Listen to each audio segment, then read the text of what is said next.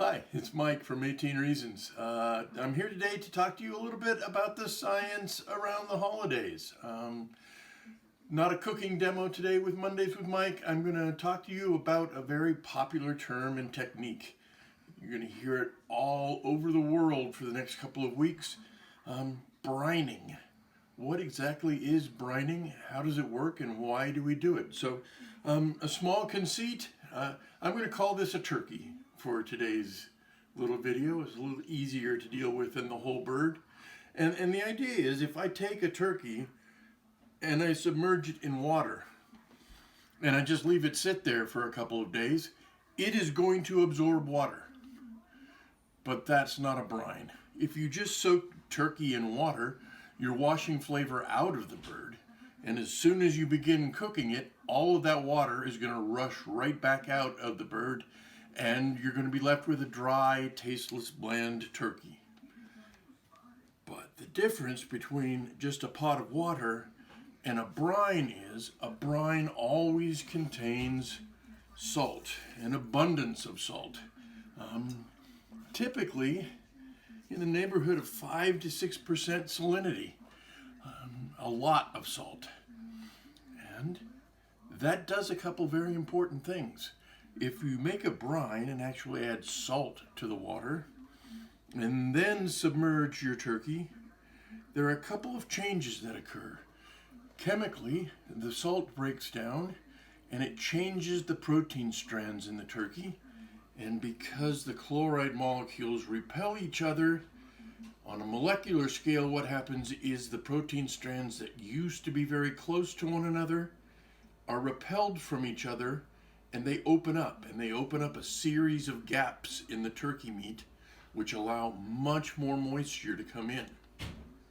Second interesting thing that salt does is that protein, when it is cooked, contracts. And unsalted proteins, when they contract, they squeeze water out of the meat. But after you get salt involved in the equation, it loosens the protein strands and changes how they align, so that after a brine, when the protein strands contract, they don't do it as efficiently and they don't push as much water out. Third benefit of a brine is it doesn't have to just be salt. You can throw in herbs like rosemary or citrus zest, hard spices like coriander or black peppercorns. They will be carried into the flesh as well and flavor your bird from the inside out.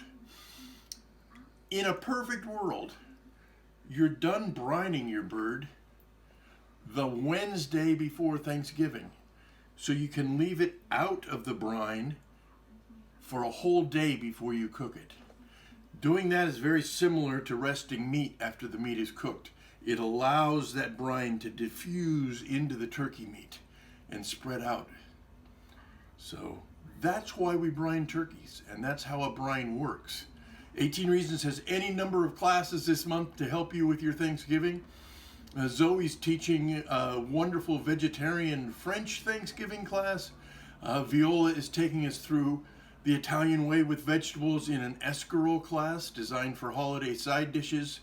Annalise is doing a Cal-Mex holiday class. Marie is bringing us through a whole series of vegan side dishes for the holidays.